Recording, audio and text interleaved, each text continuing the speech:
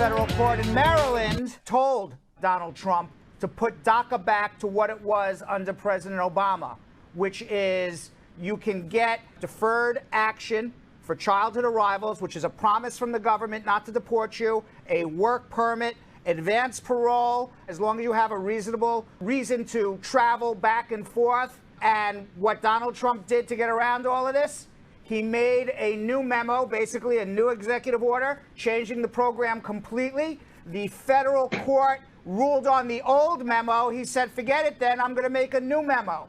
And the new memo says he is going to reject all new applications for DACA unless you already filed for DACA, unless you had it previously. He's also going to reject all advanced parole applications unless you have extraordinary circumstances. And he is going to limit renewals to only 1 year instead of 2.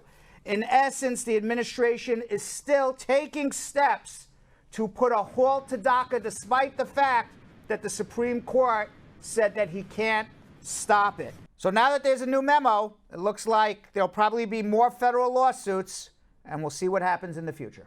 Meanwhile, in other news, John Lewis, Congressman John Lewis, he's going to be laid to rest tomorrow.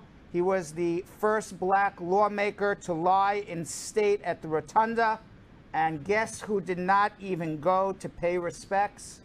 Yonathan and Vanessa, do you know who didn't show up? Everybody but one person. Oh.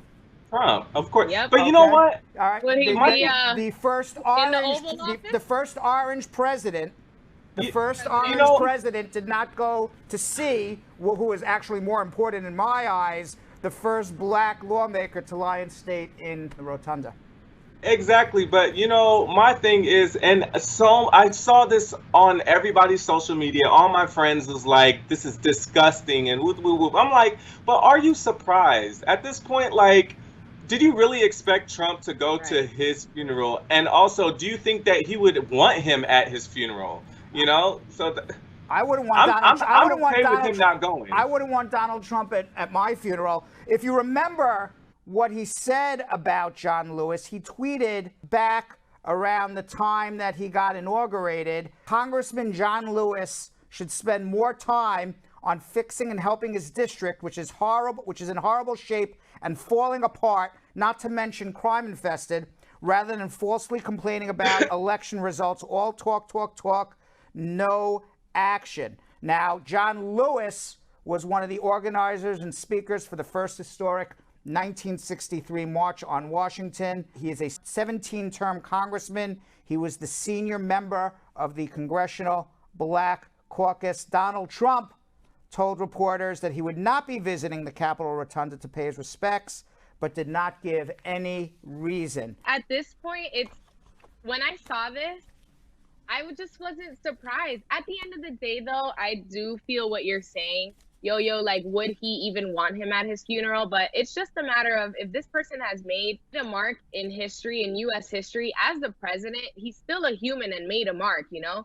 You would think, but I'm not surprised at all. Here's a big squad up to America. In this year, there is a record number of black women running for U.S. Congress. According to the Center for American Women in Politics, 122 black or multiracial black women have filed papers with the election committees of their particular state to run for a congressional seat in the 2020 elections coming up in November. The figure has increased steadily since 2012. In 2012, it was only 48. Since then, there has been 4 elections and 3 times the number of black women running. Now, as primary season draws to a close, nearly 60 black women are still in the running. They have not been lost an election yet. Now, according to a report by the Center of Women in Politics and Higher Heights for America, black women make up nearly 8% of the United States population, but only 4% of Congress. So they are certainly underrepresented. Now, although historically black women are more likely, this is what I find really interesting, is black women you would think were going to run in black districts. But in this particular cycle, many are running in majority white or mixed districts, some that even had voted for Republican. I think that really shows the change, the social change, what's going on in America right now, Vanessa. I agree. Yeah, with everyone raising their voices and understanding that they won't be represented for their community if they don't represent for their community themselves. I'm all about women empowerment, and to see black women doing their thing, standing up, and if someone won't have a voice for us, we're gonna have a voice for ourselves. When you walk into the voting booth, how do you think? What's your feeling when you go in? In the moment, okay, I'm drawing a blank right now. The girl in Queens, AOC. In the moment that she starts to campaign, when I see someone that looks like me, I'm automatically interested, which in turn, I wasn't a person maybe prior to being so involved with us here. Bradshaw Live has brought so much light to me, but in the moment that I see someone in politics that looks like me, I'm paying more attention. So I'm doing my research on her, and I'm trying to understand how someone that looks like me is in this position. And now I'm opening up to learning more about the other candidates, learning more about politics, learning more about our system and how it works. But I would most certainly do my research on all candidates now that it's gotten my attention as a young millennial Latina voter. Like, now I'm interested, and I think a lot of people lack that prior to there being so much diversity in the system. As a black man, you know, if I see a minority that's running, I immediately, am gravitated to them just because, I assume that they would actually have our backs, minority neighborhoods. And if anything, that makes me research them a little bit more. So I don't vote for them just because, they are of color, but I actually do research more, and I do hold them on a higher pedestal, and I expect more from them just because, we've had to work so hard to get to this position and get to this point to where we can run for anything. So I expect a lot from them. So I do my research for sure before I do vote for them, but I immediately am gravitated to them initially. That's funny. For me, I want to see my political body, my Congress, the people who represent me, represent everybody. Me personally, I want to see a multicultural Congress because we're a multicultural country, and I want everyone to be represented fairly. So that's how I look at it first. So when I see a minority person who I could vote for, whether it's female or male, running for any elected office, I immediately go to see, do I agree with their politics? And I get disappointed if I don't, because I go, damn, I really want to vote for them, but I can't. Exactly. But I really want to, but I can't. So I get disappointed that I can't, but my first instinct is, I hope I can. And that's kind of how I feel, because I really believe that we have to be what we want to be here in America. Everybody has to be represented fairly. If I'm going to be represented, but somebody else isn't, then this is why we have protests and riots and people feeling that they're getting the short end of the stick, that they're not being looked after like other people, that they're not being treated differently than other people. When we get to a point where everybody's being treated equally and everybody's being represented fairly and everybody is represented that we are a multicultural country, then maybe I would look differently. But right now, how I look, and maybe that's pie in the sky and that'll never happen, I don't know. But how I look right now is I really want to. And if I can't, I get pissed off. Yeah. I get really angry. I go, I do too. That's how I am. Right. The orange guy, he's complaining that he's not as well liked as Dr. Anthony Fauci. Did you see this? Yes. Did you see what he said? He actually said at a press conference yesterday, nobody likes me. It can only be my personality, that's all. Well, it starts with your personality and it ends with your politics, and in between it ends with your racial discrimination and your racial policies. So I mean we could start with your personality, but it certainly doesn't end there, Mr. Trump. His lament came on the same day that the nation surpassed the grim benchmark of 150,000 deaths as a result of the pandemic. It's perfectly okay to do nothing and let a virus kill us, 150,000. God forbid somebody without papers kills an American, and they run scare videos on Fox News for 3 straight weeks. That all our problems are because this one guy killed an American, or this one lady, right? Now, Trump has been at odds with Fauci for a while. He's now serving his 6th president. Now, Trump said of Fauci, he's got this high approval rating, so why don't I have a high approval rating? And the administration, with respect to the virus, a poll in April found 76% of Americans trust the information they got from Fauci, and less than 40% from Donald Trump. Now, because of all of this, Trump at his press conference the other day said on August 15th, did you see this?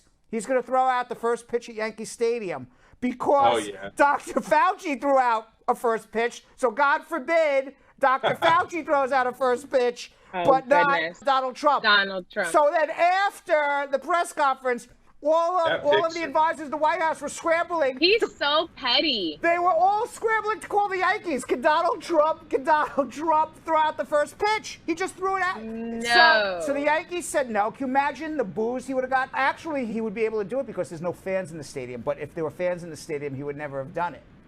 Because he would have got booed. Because there's no fans in the stadium right now. So he says, I'll get away with doing it. Because he would never come to Yankee Stadium with 50, 60,000 fans in the stadium in the Bronx to throw out a first pitch. Would you? Look at that picture. Right. Let us never forget Yankee Stadium is in the Bronx. Can you imagine the booze, the hot dogs, the beer that gets thrown on that guy if he came with people in the stands? So in any event, the Yankees declined. The Yankees declined to have him throw out the first pitch. And then Donald Trump released a press statement saying, oh, I'm busy that day, so I turned it down. Did you believe that? For sure. Did you believe of all of the things that are on his plate? Okay, we're in a trade war with China. Okay, North Korea nuclear weapons, Iran in the Middle East, coronavirus, protests, police brutality, racism. I could go on and on. An election that Russia is going to try to get Trump reelected again. I mean, every day there's foreign travel bans. Travel bans, I didn't even get to immigration, and this is an immigration show. Come on, Brad. Focus. We got some trouble here thanks to Trump. Think about all the problems we have in this world, and the biggest thing he's got to worry about is why Dr. Fauci got to throw out the first pitch at Yankee Stadium, and he didn't get to do it. It really gives me a headache. How does anybody vote for this man? It's like a child. How does anybody vote for this man? It really goes to show, you would think that the whole, the United States to me is falling apart. But I mean, at least it runs partly without any leadership whatsoever. But I mean, the whole place is falling apart. Imagine 4 more years of this. Can you imagine? I can't even imagine that. I can't imagine it either. I cannot imagine it either. Meanwhile, today, the United States reached a grim milestone. More than 150,000 people have died of coronavirus.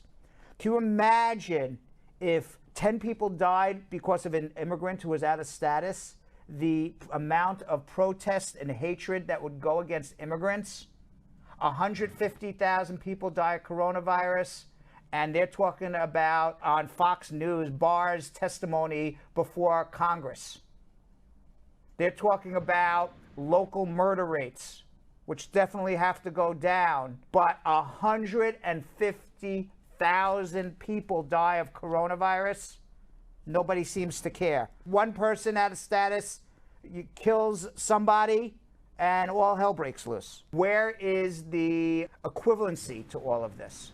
Where is the equivalency of 150,000 Americans and nobody, from Donald Trump to Fox News to Porky at the Justice Department, to the Republican governors, nobody cares.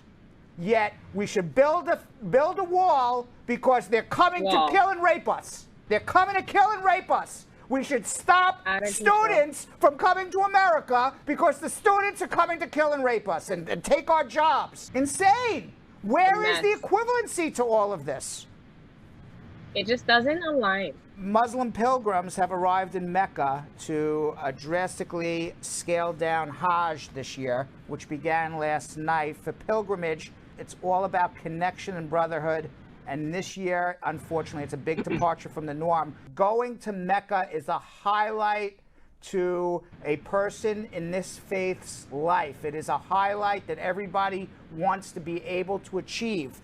Usually 2.5 million Muslims from over 160 countries for 5 days of worship in the world's largest gathering of people, or one of the world's largest gatherings of people from around the world. But this time, there will only be between 1,000 and 10,000 people coming. Now, the Kingdom of Saudi Arabia has one of the Middle East's largest outbreaks of coronavirus so far, more than 266,000 infections, 2,700 deaths.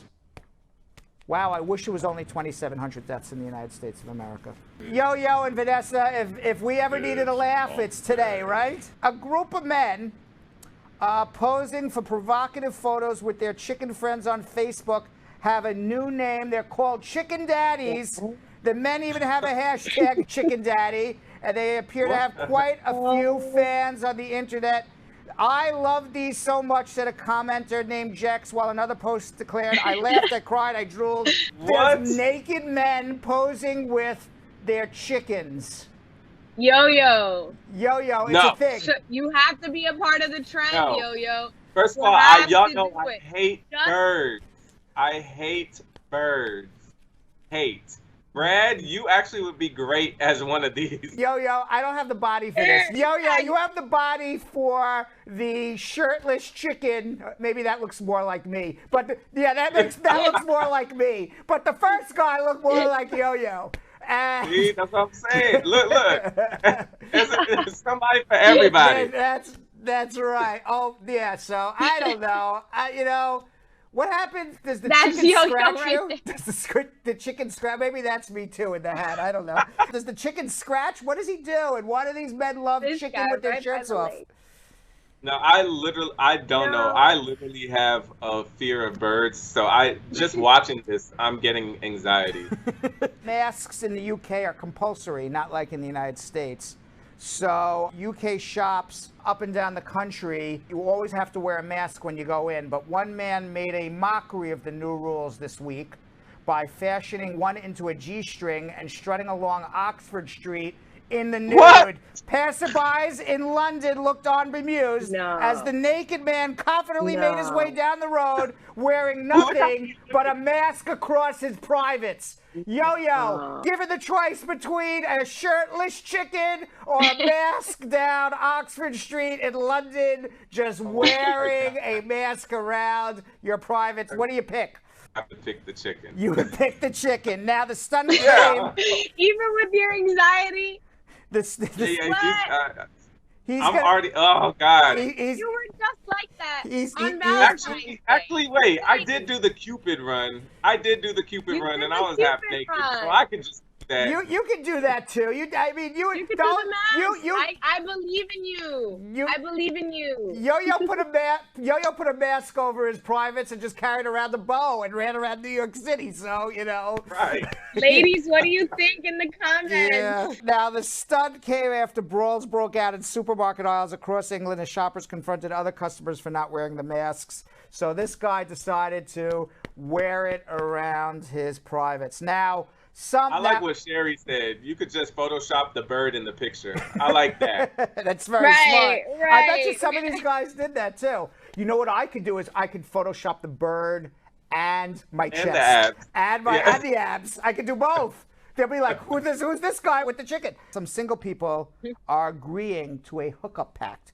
Have you ever heard of this, Yonathan and Vanessa? A hookup pact? It sounds exactly what it says, that two people commit to breaking social distancing orders for each other and only each other in an attempt to have sex. The thought process being if two people are only going outside to see each other, they will be less at risk of contacting coronavirus. While it seems that this arrangement basically forces some singles into monogamy under the guise of a hookup pact, their sole intention is not to have a relationship. It's just to hook up and have sex. So it's basically I'm going to be your 2 a.m. hookup, but we're only going to hook up with each other. I can't call other people for hookups at 2 a.m. I mean, it's safe. That Safety sounds like first. a trap, Have you ever heard of that thing? but definitely No. safety. I never either. By the way, here's Yo-Yo. Pre-coronavirus No, that with was the Cupid, pre- he has more than a mask on. He has full red underwear on. He has more than a mask. It would be less than that, Yo-Yo. It would be less than that. I'm so glad your mom's watching this. Now, So she can see the masterpiece she created. going back to this hookup pact, a relationship expert says a hookup pact can be a good idea if you have significant trust with each other. You think people would do hookup pacts? I think it'll last for about 3 days. They'll be like, With Yo-Yo looking like Cupid. I think it'll be like, yeah, I'll do a hookup pack with you. And then the next morning you're like, I'm not doing no hookup pack with you. I think that's kind of how it would work, right? If I wasn't in a relationship, why not? Look at Cupid. Look at Cupid. Oh my gosh. Why do we keep on showing that? Now, Houston is now the home to Texas's first drive-through strip club. A Texas strip club has now has found a creative way to attract customers while letting their ladies strut their stuff. The Vivid Gentlemen's Club in Houston is set up inside a makeshift tent turned club where customers can park. You can park your car for 2 songs and get a jiggle.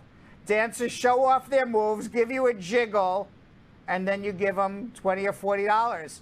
Customers can also order booze as long as they're not driving and pick from several types of 6-packs for an entire bottle of Fireball. The live entertainment serves as sort of distraction while the driver's food is being prepared. Yo-Yo, would you pay $20 or $40 for a 2-song jiggle through the window? No. I hate strip clubs already. These are for people that they have to get their fix. Now, you know what I mean? Now, the manager claims that the move is more than keeping staffers afloat during the economic crash, so it's helping the strippers and the staff stay afloat, so to speak. Yeah. Pay the strippers. Pay the strippers. Brad, would you go? Would I go? Sure. Why not? What do I care? New norms. Look at the new norms. Why not? You know, this is the new norm. You know, I'm like, oh, I got to drive to the pharmacy. I got to get some milk. Oh, I'll stop by the strip club for 2 songs. Woo! Honey, I'm home with the milk, right? Yeah, why not, right? Right. And he's giving back to the community. That's like, right. It's 2 songs. Here's Brad 20. is a great man. That's right. Here's He's a 20. helpful guy. That's right. Here's 20 for you, Stormy Daniels, and here's 20 for you, Stormy Daniels' friends. More than 75% of United States users are logging in to watch its X-rated content while they're at work. By far, the most popular time of the day is between 3 and 4 o'clock when 90% of users are logging on. Strip Chat's communications director, Max Bennett, in a statement said remote workers are beginning to explore new mid-afternoon pick-me-ups since another cup of coffee just ain't cutting it. So all of our remote workers are now logging into the campsites to get a little quickie before they go back to work, and they're not logging off the clock at work. What do you think of that, Yo-Yo and Vanessa? You believe these statistics? I believe it. You believe it? For sure. Guess who's the most active on Strip Chat? It is none other than New Yorkers. 10% of all of Strip Chat's viewers are based here in New York. California is second. So it's us New Yorkers that are logging on, jerking off, and going right back to work. That's why New York is so safe right now. Look at how you didn't mention Florida. Look at that. Yes, they're all out and about. Now, public service announcement. Uncle Brad is in the office every day, so it's not me in New York City doing that. I'm here in the office. Everybody sees me. Gwenyth Paltrow appeared on The Tonight Show starring Jimmy Fallon recently and plugged her collection of candles. This smells like my orgasm. The candle costs $75 and is available on Goop's website alongside a colorful description. This blend is made with tart grapefruit, neroli, and ripe cassis berries blended with gunpowder tea and Turkish rose absolutes for a scent that's sexy, surprising, and wildly addictive. Yonathan and Vanessa, I have never heard that an orgasm has a particular smell. Do you know anything about this? No. What This is Gwenyth literally. says is what she says. Do you think This right here is a perfect example of people just be buying shit just because it's a celebrity that puts their stamp on it. Like, you know damn well that don't smell like what she says smell like. Grapefruit. she has children? Do you think her children would get made fun of in school? Yeah.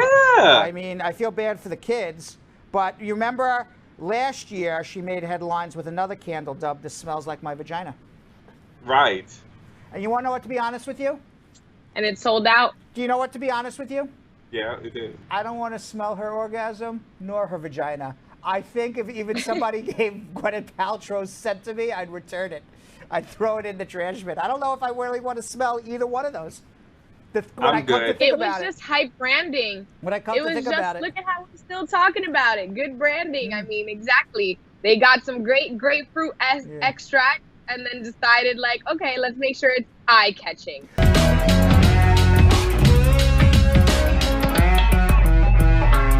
thanks for watching. For more Bradshaw Live, like and subscribe to our YouTube channel.